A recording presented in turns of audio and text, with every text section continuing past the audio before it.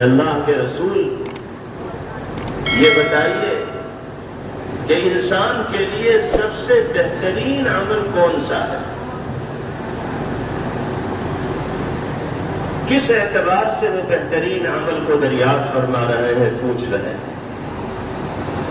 آخرت کی کامیابی کے اعتبار سے، دنیاوی سرفرازی کے اعتبار سے، دونوں جہاں کی سرخروئی کے اعتبار سے انسان کے لیے سب سے بہترین عمل کون سا ہے؟ جس عمل کو انسان انجام دے، اس کے تقاضوں کو پورا کرے تو اللہ دنیا میں بھی اس کو عزتوں سے سرفراز فرمائے اور آخرت کی کامیابیاں بھی اس کے نام لکھ دی جائیں۔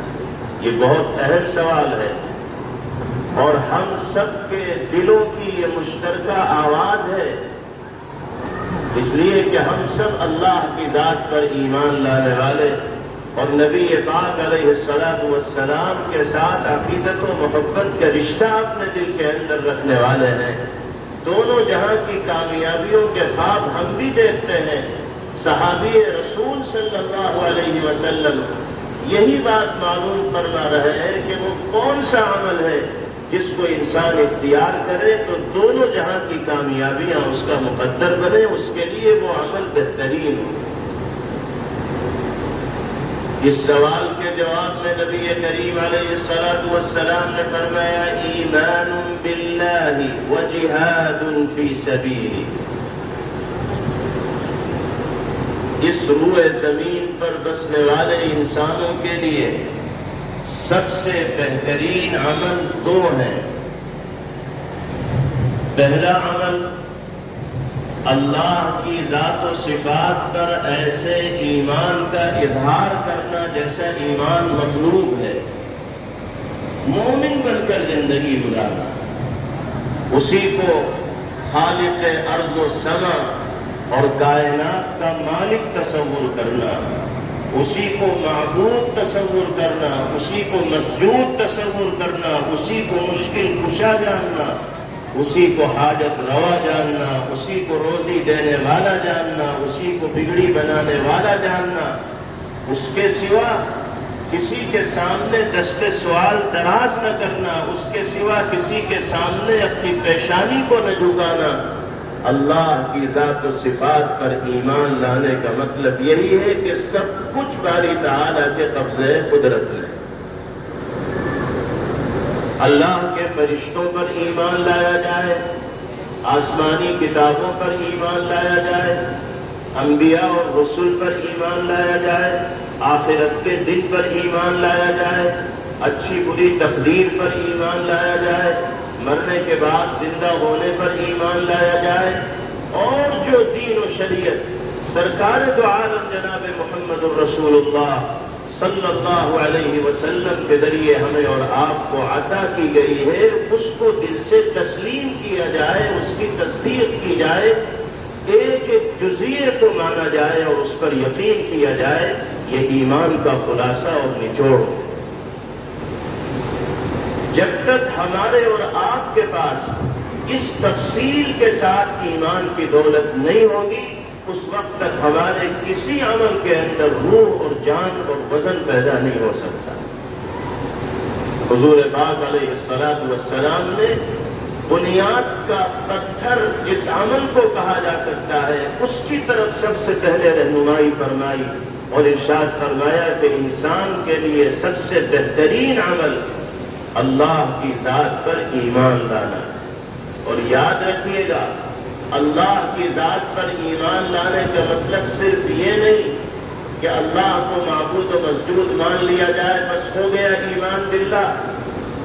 صرف اتنا مطلب ایمان باللہ کا نہیں ہے، بلکہ ایمان باللہ کا مطلب ان تمام تفصیلات کے ساتھ اللہ کی ذات پر ایمان لانا جن کا تذکرہ ابھی آپ کے سامنے کیا گیا۔ جنت و جہنم کے وجود پر بھی ایمان لانا ہوگا، عذاب قبر پر بھی ایمان لانا ہوگا، روز محشر پر بھی ایمان لانا ہوگا۔ دین کے وہ تمام امور جو تواتر کے ساتھ پیغمبر علیہ السلام سے ثابت ہیں، جن کو ضروریات دین کہا جاتا ہے، ان سب کو ماننا، ان پر یقین رکھنا، ایمان لانا، یہ ایمان کا جز اور حصہ۔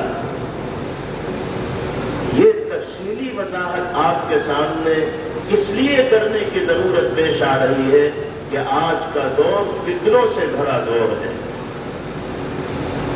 مختلف طرح کے فتنوں سے دنیا میں بسنے والے انسان بالخصوص اہل ایمان دوچار ہے۔ خارجی فتنے الگ ہیں، داخلی فتنے الگ ہیں۔ کتنے ہی فتنے ایسے ہیں جو اسلامی شکل میں ہمارے سامنے آتے ہیں، کتنے ہی افکار و نظریات ایسے ہیں جو بظاہر ہمیں مسلمانوں کے محسوس ہوتے ہیں، لیکن حقیقت میں وہ دین اسلام اور ایمان سے منحرف کرنے والی طاقتوں کی جانب سے پھیلائے جانے والے افکار و نظریات۔ آج کل سوشل میڈیا کا دور ہے۔ دنیا کے کسی بھی کونے میں بیٹھ کر کوئی بھی انسان اپنے افکار و نظریات کو ساری دنیا کے اندر عام کر دیتا ہے، چاہے اس کی بستی میں اس کو جاننے والا ایک آدمی بھی نہ ہو، ضلع میں اس کی ماننے والا ایک آدمی بھی نہ ہو، لیکن بند کمرے میں بیٹھ کر وہ اپنا بیان ریکارڈ کراتا ہے اور سوشل میڈیا پر، یوٹیوب پر اس کو اپلوڈ کرتا ہے۔ دنیا کے لوگ اس کو سنتے ہیں اور بہت سے لوگوں کے خالی دماغوں میں اس کی زہر انگیز باتیں بیٹھ جاتی ہیں اور وہ مغالطہ دینے میں کامیاب ہو جاتا ہے۔ اسی سوشل میڈیا کے ذریعے ایک بڑی جماعت اسی کے ہم خیال لوگوں کی تیار ہو جاتی ہے۔ ہمارے نوجوانوں کو، ایمان والے بھائیوں کو اس طرح کی فتنہ پرور طاقتوں کے سلسلے میں بہت حساس ہونا چاہیے اور کسی بھی چرب زبانی کا مظاہرہ کرنے والے شخص سے ہرگز متاثر نہ ہونا چاہیے۔ سوشل میڈیا کے ذریعے اپنے افکار و نظریات عام کرنے والے لوگوں کی فکروں کو کبھی بھی قبول کرنے میں جلدی نہ کرنی چاہیے، بلکہ معتبر علماء سے رابطہ کرنے کے بعد جب تک تحقیق نہ ہو جائے اس وقت تک کسی کی بات کو فوراً نہ ماننا چاہیے۔ آج آپ اگر سروے کریں گے تو اپنے سماج میں، اپنی برادری میں، اپنی بستیوں میں، اپنے بھائیوں میں اور رشتہ داروں میں ایسے بہت سے نوجوان آپ کو مل جائیں گے جو کہنے کو مسلمان ہیں، اسلامی گھرانے میں پیدا ہوئے ہیں، نام ان کا اسلامی ہے، مسلمانوں جیسے اعمال بھی کرتے ہیں، لیکن سچائی یہ ہے کہ وہ عذاب قبر کا انکار کرتے ہیں، وہ جنت کا انکار کرتے ہیں، وہ جہنم کا انکار کرتے ہیں، اپنے ساتھیوں سے بحث و مباحثہ کرتے ہیں اور کہتے ہیں کہ یہ خامخواہ کی باتیں ہیں کہ قبر میں جانے کے بعد انسان کو سوال و جواب کا سامنا کرنا پڑے گا۔ جب جسم بے جان ہو گیا اور وہ مٹی کی غذا بن گیا، کیڑے اس کے اندر پیدا ہو گئے، تو کون اس کو زندہ کرے کہ اس سے سوال و جواب کرے؟ اس طرح کی باتیں لوگوں کے دلوں میں بٹھائی جاتی ہیں اور لوگوں کو اس پر آمادہ کیا جاتا ہے کہ زندگی بس دنیا کی زندگی ہے، اس کے بعد انسان کے ساتھ کچھ ہونے والا نہیں۔ جنت کا انکار کرتے ہیں، جہنم کا انکار کرتے ہیں، روز حشر کا انکار کرتے ہیں۔ یاد رکھیے یہ تمام کی تمام چیزیں وہ ہیں جو قرآن و سنت سے ثابت ہیں، پیغمبر علیہ السلام سے تواتر کے ذریعے ان کا ثبوت ہے، ضروریات دین میں ان کا شمار ہے۔ اگر کوئی شخص اپنے کو مسلمان کہے اور اس طرح کی چیزوں میں سے کسی ایک کا بھی منکر ہو تو وہ دائرہ اسلام سے خارج ہو جائے گا۔ جب تک وہ اصل نو توبہ نہ کر لے، کلمہ نہ پڑھ لے، تجدید ایمان نہ کر لے، اس وقت تک وہ مسلمانوں کے زمرے میں شامل نہیں ہو سکتا۔ اسے ہلکے میں مت لیجیے گا اور اس طرح کے افکار و خیالات سے قطعاً متاثر نہ ہوگے۔ جناب رسول اللہ صلی اللہ تعالی علیہ وسلم عام طور پر دعاؤں میں عذاب قبر سے پناہ چاہا کرتے تھے۔ اور صحابہ سے فرمایا کرتے تھے تعوذوا باللہ من عذاب القبر، اللہ سے پناہ چاہا کرو عذاب قبر سے۔ اگر عذاب قبر کی کوئی حیثیت نہ ہوتی، عذاب قبر میں کوئی صداقت و سچائی نہ ہوتی، اور قبر میں پیش آنے والے معاملات کی کوئی حقیقت نہ ہوتی، تو نبی کریم علیہ الصلاۃ والسلام امت کو یہ تلقین کیوں فرماتے کہ قبر کے عذاب سے پناہ چاہا کر؟ میرے آقا جنت کا سوال کیا کرتے تھے اور جہنم سے پناہ چاہا کرتے تھے، اور صحابہ سے فرماتے تھے کہ جو شخص دن میں 3 مرتبہ اللہ سے جنت کا سوال کرتا ہے، من سأل اللہ الجنت 3 مرار، تو جنت اللہ سے کہتی ہے کہ اللہ اس بندے کو آپ جنت میں داخل فرما دیجئے، میں اس کی شفاعت و سفارش کرتی ہوں۔ 3 مرتبہ کسی ایمان والے نے جنت کا سوال کیا تو جنت اس کے حق میں شفیع بنے گی، اور اللہ جنت کی سفارش کو رد نہیں فرمائیں گے، اس کے جنت میں داخلے کا فیصلہ ہو۔ دعا سکھلائی پیغمبر علیہ الصلاۃ والسلام نے، اللہم انی اسألک الجنہ، جنت کا سوال اللہ سے اس انداز میں کیا کرو کہ اللہ میں آپ سے جنت کا سوال کرتا ہوں، وَأَعُوذُ بِكَ مِنَ النَّارِ، اور اللہ میں آپ سے جہنم کے سلسلے میں پناہ چاہتا ہوں۔ فرمایا کہ جو 3 مرتبہ جہنم سے پناہ چاہے گا تو جہنم اللہ سے کہے گی کہ اللہ آپ اس کو مجھ سے نجات عطا فرما دیجئے، اللہ جہنم کی سفارش کو قبول فرمائے، اور جہنم سے پناہ چاہنے والے کے لیے جہنم سے خلاصی کا پروانہ جاری کر دیا جائے۔ تو اگر جنت و جہنم کی کوئی حقیقت نہ ہوتی تو پیغمبر علیہ الصلاۃ والسلام جنت کا سوال کرنے کا طریقہ امت کو کیوں سکھلاتے؟ امت کو جنت کی ترغیب نبی پاک علیہ الصلاۃ والسلام کیوں دیتے؟ جہنم سے پناہ چاہنے کا طریقہ پیغمبر علیہ الصلاۃ والسلام امت کو کیوں بتاتے؟ اس لیے اچھی طرح ہم سب کو یہ بات ذہن نشین کر لینی چاہیے کہ اللہ کی ذات پر ایمان لانے میں یہ تمام کی تمام چیزیں شامل ہیں جن کو ضروریات دین کہا جاتا ہے۔ کسی کے مغالطے میں آنے کی قطعاً ضرورت نہیں۔ اپنے علماء سے رابطے میں رہیں، ان کی مجلسوں میں شریک ہوتے رہیں، اور کوئی بھی نئی بات اگر آپ کے سامنے آئے، جب تک اپنے علماء سے رجوع کر کے اس کے بارے میں حقیقت حال کا علم نہ ہو، اس وقت تک اس فکر کو اختیار کرنے کی، اس کو صحیح اور درست ماننے کی ضرورت نہیں۔ سوشل میڈیا میں تو ساری دنیا ہے۔ آپ اگر سوشل میڈیا استعمال کرنے کے عادی ہیں ہی تو پھر معتبر لوگوں کے بیانات سے مستفید ہوں، ان سے فائدہ اٹھائیں۔ جو غیر معتبر لوگ ہیں، یہ جو فکری اعتبار سے گمراہی عام کرنے والے ہیں اور ایمان والوں کو ایمانی راہوں سے اور راہ حق سے برگشتہ کرنے والے ہیں، ان لوگوں سے اسی طرح بچ کر زندگی گزارنی چاہیے جس طرح زہر سے اور آگ سے دور ہو کر انسان زندگی گزارتا ہے۔ اس لیے کہ مکمل معلومات ہمارے پاس ہوتی نہیں، سامنے والا قرآنی آیات پڑھ کر اور پیغمبر علیہ الصلاۃ والسلام کے ارشادات عالیہ پڑھ کر الٹی سیدھی باتیں ہمیں سمجھاتا ہے، ہم اسی کو سچا سمجھ بیٹھتے ہیں اور اسی کی فکر کو اپنا لیا کرتے ہیں۔ نبی کریم علیہ الصلاۃ والسلام نے فرمایا کہ انسان کے لیے سب سے بہترین عمل یہ ہے کہ وہ اللہ کی ذات پر تمام تر تفصیلات کے ساتھ ایمان لانے والا، یہ ہوا پہلا عمل۔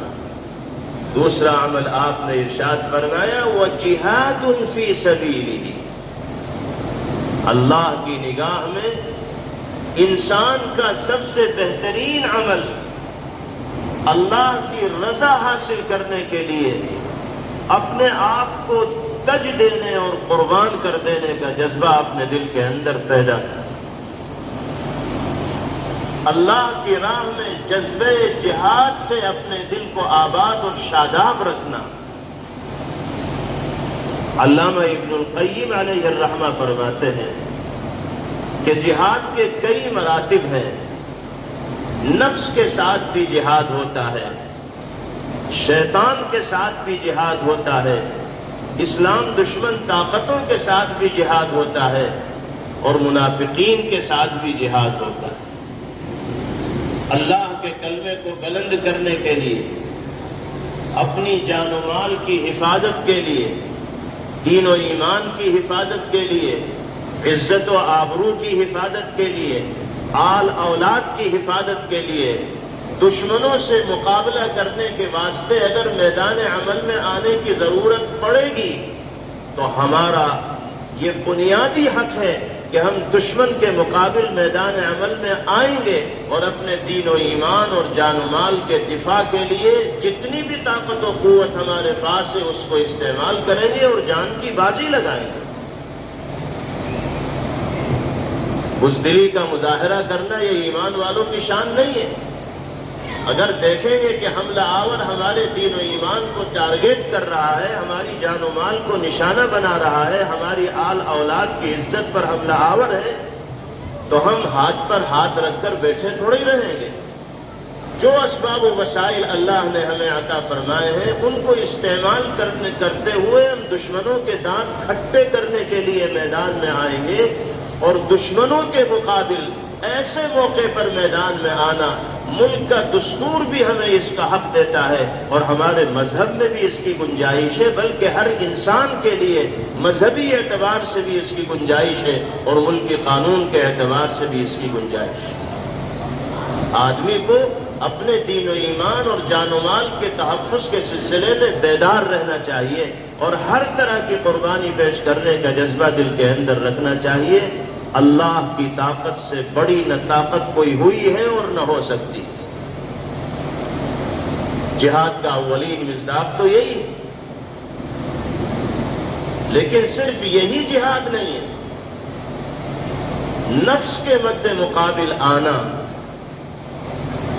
نفس کشی کا مظاہرہ کرنا، نفس غلطی پر آمادہ کرنا چاہتا ہے، گناہ کی طرف لے جانا چاہتا ہے، ہم نفس کی بات نہ مان کر اللہ اور اس کے رسول کی بات مانیں گے تو نفس سے جہاد کرنے میں کامیاب ہوں گے.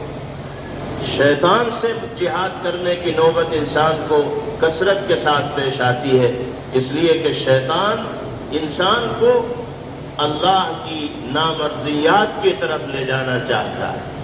اس کا تو کام ہی ہے کہ اللہ کے بندوں کا رشتہ اللہ سے توڑنا، جنت کی طرف چلنے والوں کو راستہ بھلا دینا اور جہنم کے راستے پہ ان کو گامزن کرا دینا، حلال سے ہٹا کر حرام کی طرف راغب کر دینا، سچائی سے ہٹا کر جھوٹ کی طرف راغب کر دینا. یہ سارے کام شیطان کے ہوتے ہیں. شیطان ہمارے پیچھے پڑا ہوا ہے حرام میں مشغول کرنے کے لیے، مبتلا کرنے کے لیے.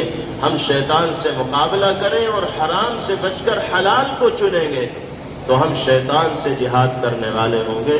نبی کریم علیہ الصلاۃ والسلام نے فرمایا المجاہد من جاہد نفسہ، حقیقی مجاہد وہ ہے جو اپنے نفس کے ساتھ مقابلہ کر رہا ہے. نفس اس کو غلطی پر آمادہ کرنا چاہتا ہے، وہ غلطی پر نہ چل کر درستگی کی راہ کو اختیار کرتا ہے اور اللہ اور اس کی رضا اور رضوان کو حاصل کرنے کی فکر اپنے دل کے اندر پیدا کرتا ہے. رات میں سو گئے،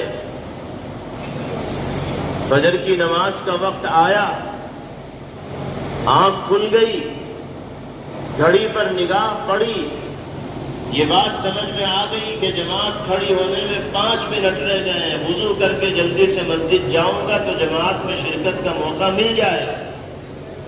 لیکن نفس ہے جو تھپکیاں دے دے کر سلانا چاہتا ہے اور بستر سے اٹھنے نہیں دے رہا ہے. دل میں یہ بات آ رہی ہے کہ بس ذرا سی کروٹ لے کے 2-4 منٹ اور ذرا آرام کر لوں، پھر وضو کر کے مسجد چلا جاؤں گا. نفس کے چکر میں انسان پھنستا ہے اور کروٹ لے کے جب وہ سوتا ہے تو پھر پتہ چلتا ہے کہ سورج بھی نکل گیا اور آنکھ نہیں کھلی. ایسے موقع پر نفس کے ساتھ جہاد کا تقاضا یہ ہے کہ ہم یہ عزم کر کے اور تہیہ کر کے رات میں لیٹیں کہ صبح فجر سے پہلے اٹھنا ہی اٹھنا ہے. الارم لگا کے لیتے ہیں، گھر کے ذمہ داران سے کہہ کر لیتے ہیں. اگر گھر میں نماز پڑھنے کا معمول نہیں ہے تو مسجد کے امام صاحب سے تعلقات اور روابط مستحکم رکھیں. ان سے کہیں کہ امام صاحب 15 منٹ پہلے گھنٹی بجا دیا کرو، میری آنکھ نہیں کھلتی، آپ توجہ دو گے تو میں نماز پڑھنے والا بن جاؤں گا. جب آدمی کو کسی چیز کی فکر ہوتی ہے تو 10 راستے ہوتے ہیں اپنی خواہشات پر عمل کرنے کے. اور جب فکر ہی نہیں مسجد میں جانے کی، جب فکر ہی نہیں باجماعت نماز پڑھنے کی، جب فکر ہی نہیں فریضے کو ادا کرنے کی، تو پھر اللہ کے گھر میں حاضری کی توفیق بھی ایسے ایمان والوں کو میسر نہیں ہوتی. کتنے افسوس کی بات ہے کہ آج ہمارے بھائیوں اور بہنوں کی اکثریت وہ ہے جو فجر کی نماز پابندی کے ساتھ قضا کرنے والے ہیں. رات میں دیر تک جاگنے کا مزاج عام ہو گیا ہے. شہر میں رہنے والے بھائی ہوں یا گاؤں اور دیہات میں رہنے والے بھائی ہوں، اب 12-1 بجے سے پہلے کوئی بستر پہ جاتا ہی نہیں، اور اگر چلا بھی جاتا ہے تو موبائل ہاتھ سے چھوٹتا ہی نہیں. موبائل لیے بغیر نیند نہیں آتی. جب تک 2-4 گھنٹے بستر پہ لیٹ کے موبائل نہ دیکھ لیا جائے اس وقت تک اچھی نیند نہیں آتی. اور موبائل ایسا دل کو چپکا ہے کہ صبح اٹھنے کے بعد سب سے پہلے ہاتھ موبائل پہ ہی جاتا ہے. بستر سے بعد میں اٹھے گا، پہلے دیکھے گا کہ رات میں میسیجز کتنے آئے، کیا کیا خبریں آئیں. جب تک وہ پڑھ نہیں لے گا اس وقت تک بستر نہیں چھوڑے گا. جب رات میں 1-2 بجے تک ہمیں بستر پر جانے کی توفیق نہیں ہوگی تو 4, 4:30, 5 بجے اٹھ کر ہم باجماعت فرض کی فجر کی نماز کیسے ادا کریں؟ اس مزاج کو ختم کرنے کی ضرورت ہے، اور اس مزاج کو ختم کرنے کے لیے ہمیں اپنے آپ سے مقابلہ کرنا ہوگا. ہمارا سب سے بڑا دشمن جو ہمارے ساتھ لگا ہوا ہے، جو شیطان و ابلیس کے مشن کو تقویت پہنچانے والا ہے، اس سے ہمیں مقابلہ کرنا ہوگا. اپنے اندرون سے لڑنا ہوگا، اپنے باطن سے لڑنا ہوگا. اللہ کی راہ میں مجاہدے کا جذبہ پیدا کرنا ہوگا تو اللہ کی نصرت قدم قدم پر شامل حال ہوگی اور دونوں جہاں کی کامیابیاں ہمارا مقدر بنے. جہاد فی سبیل اللہ کا مفہوم یہ ہے. جہاد کا مطلب صرف یہی نہیں ہے کہ اسلام دشمن طاقتوں کے خلاف میدان عمل میں آ کر جان ہتھیلی پر رکھ کر مقابلہ کیا جائے. یقیناً جب اس کا موقع آئے گا تو ایمان والے اس سے بھی پیچھے نہیں ہٹیں گے، لیکن اپنے آپ سے جہاد کرنا یہ بھی انسان کے لیے کمال کی علامت و نشانی ہے. اور جب تک اپنے آپ سے جہاد کی صلاحیت انسان کے اندر نہیں ہوگی اس وقت تک وہ باہری دشمنوں سے مقابلے کی سکت اور صلاحیت رکھنے والا نہیں ہوگا. تو پیغمبر علیہ السلام سے پہلا سوال کیا گیا کہ اللہ کے رسول سب سے بہترین عمل انسان کے لیے کون سا ہے؟ آپ نے فرمایا ایمان باللہ اور جہاد فی سبیل اللہ. اس کے بعد وہ صحابی سوال کرتے ہیں فَأَيُّ الرِّقَابِ أَفْضَلُ. اے اللہ کے رسول میرا دوسرا سوال یہ ہے کہ آپ یہ بتائیے کہ کون سے غلام کو آزاد کرنا سب سے افضل ہے.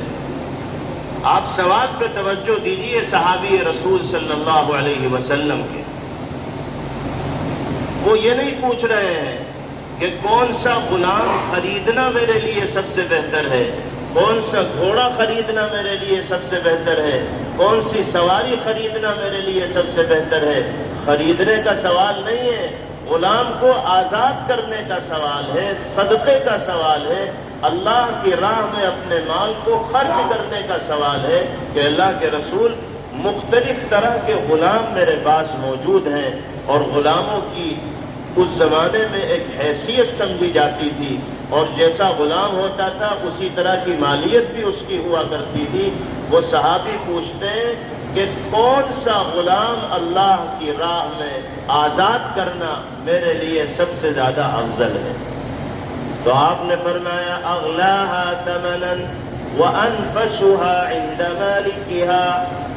فرمایا کہ جو غلام تمہارے پاس سب سے زیادہ قیمتی ہو اور تمہاری نگاہ میں سب سے زیادہ محبوب و پسندیدہ ہو اس کو اللہ کی راہ میں آزاد کرنا یہ سب سے بہترین عمل ہے، سب سے افضل عمل ہے۔ سبق کیا دیا اس جواب سے پیغمبر علیہ السلام نے؟ سبق یہ دیا کہ اللہ کی رضا کے لیے عزیز سے عزیز شے کو قربان کرنے کا جذبہ ایمان والے کے دل کے اندر ہونا چاہیے۔ جان سے زیادہ پیاری بھی اگر کوئی چیز ہو سکتی ہے تو اللہ کی رضا کے لیے اس کو قربان کرنے کا جذبہ ایمان